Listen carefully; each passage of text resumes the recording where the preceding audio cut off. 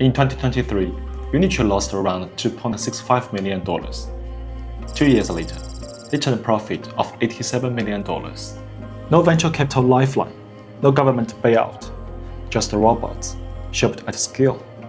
But when I pulled the IPO filing, one number stopped me cold. In 2024, they cut the humanoid robot price by 56%. That same year, their overall gross margin went up. How does cutting your price in half make you more profitable? The answer is not what you think. To understand it, you need to go back to where this company actually started. In 2023, Unitree kept 44 cents of gross profit on every dollar of revenue. For hardware, where most manufacturers work with 20 to 30 cents, that's already a healthy business. And yet, the headline showed a $2.6 million loss. Here's where it came from. For every $3 Unitree earned, one went straight back into R&D, engineering salaries, lab costs, future products that hadn't shipped yet. The number that tells you this company wasn't actually bleeding. Operating cash flow was positive. That means more cash came in the door than went out every month. The business ran itself. No one had to write them a check at that time. So, what was actually holding Unitree together in 2023? The quadruped division, rubber dogs, gross margin 43.7%, stable, cash generating, and quietly subsidizing everything else. The humanoid robot division, 5 units for the entire year. For all practical purposes, it didn't exist. The foundation here isn't the whole company. It's one product line that had already figured out its unit economics while a much bigger bet was being loaded. Which raises the question, why would you cut your humanoid price in half when the robot dog business is already working? That decision came in 2024, and the data around it is more complicated than anyone is telling you. But before the numbers, one concept worth establishing. When Starbucks enters a new market, the first store will lose money. By store 10, the margin on that same cup is meaningfully better than day 1. Cut prices, buy volume, let scale compress the costs. That's the logic Unitree applied in 2024.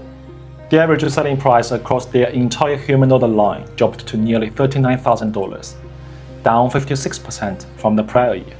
Now watch what happened on each product lines separately, because they tell completely different stories. On the quadruped side, the logic worked. Volume scaled, revenue doubled, and the gross margin expanded significantly. The supply chain economics compressed exactly as intended. More units, lower unit costs, thicker margins. On the humanoid side, it didn't. Not yet. Volume went from 5 units to 412, but gross margin fell 18 points. Here's the number worth pausing on. Price dropped 56%. Margin only dropped 18 points. That gap could mean unit costs were already starting to fall, an early signal that scale economics were beginning to work. Or it could simply mean that an 87% starting margin gave Unitree enough cushion to absorb the price cut without the cost structure changing at all. The 2025 data would tell us which later. But what we do know is the humanoid division could not absorb its own expansion for now. The quadruped business covered it. Think of it as a profitable older sibling funding the younger one's tuition. Quadruped revenue doubled, its margins kept rising, and as total revenue scaled, fixed costs were cut by nearly half. The overhead got diluted. 2 product lines, one moving up, one moving down. The overall gross margin rising from 44% to 57% looks like a clean win. But it's 2 different stories reported as one number. The flywheel started spinning in 2024, but it needed 2 gears. One already broken in, one is still grinding. In 2025, the grinding stopped, at least on paper. 3 years of humanoid data, side by side. Every year, price fell, but revenue compounded. And on the quadruped side, the trend held. 3 straight years of margin expansion. That's not a 1-year anomaly. That's supply chain economics compounding. Unitree's revenue and profit skyrocketed. But here's the number that matters.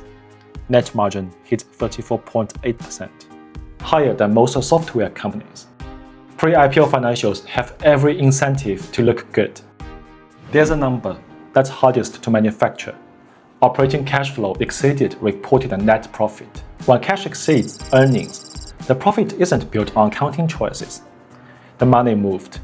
But underneath the headline, one division is still telling a different story. The 2025 data came in, and it answered the question partially. Humanoid margins kept falling, 2 years running, no reversal, but one of it changed. The rate of decline is slowing down. In 2024, margins dropped 18 points. In 2025, only 6 points. That's not a recovery, but it looks like the bleeding is slowing. And that deceleration is the real story. Average humanoid price fell another 36% in 2025. And the margin damage was only a third of what it was the year before. That 87% profit margin cushion is running out. What's replacing it looks like real cost compression finally starting to catch up with the pricing strategy. So, is the 60% company-wide margin still being carried by the quadruped division? Partly. Quadruped margin now sits at around 56%, and it's still the more mature, more stable engine. But the humanoid side is no longer dead weight, subsidized entirely by robot dogs. It's closing the gap, just not there yet. Two divisions, one machine trying to hold together. So the question becomes, does the flywheel hold? Q1 2026, revenue up 68%, adjusted net profit down 52%. Two honest interpretations, I'll give you both. One, deliberate pre-IPO investment acceleration. Capital pulled forward, infrastructure being built ahead of listing. Revenue still growing at 68% means demand isn't the problem. Amazon ran this playbook for years before the margin structure clicked. 2. Humanoid price compression is now outpacing cost reduction. The margin structure that generated 34.8% net profit in 2025 is starting to crack. Q1 is just an early signal. The filing doesn't tell us which is true. The first full quarterly report after listing will tell us more than everything filed so far. If you want to know what that data says when it drops, subscribe. I'll cover it the same way I covered here. Here's what 24 months of data does confirm. You can build a profitable robotics company by aggressively cutting prices. If a mature product line is generating real cash margins to cover the expansion cost of a newer one, that's the actual mechanism behind this turnaround. The open question isn't whether Unitree executed. By the numbers, they did. The open question is whether the humanoid division has started generating its own margin improvement, or whether the profitability story still belongs almost entirely to robot dogs. And one more question the filing can't answer at all. When Tesla Optimus and other robots enters volume production with a balance sheet 50 times larger, running the exact same playbook, can Unitree's cost curve compress faster than Optimus scales? The robot dog gives them the runway to get there. Whether that runway is long enough is what the next chapter will answer. If this is how you like to think about companies, I've done the same thing with these two videos. Both are right now on the screen. This channel is about what's underneath the headline, the stuff that takes real time to find, and I'll make it worth yours. If that's useful to you, please subscribe. I'm Justin. See you next week.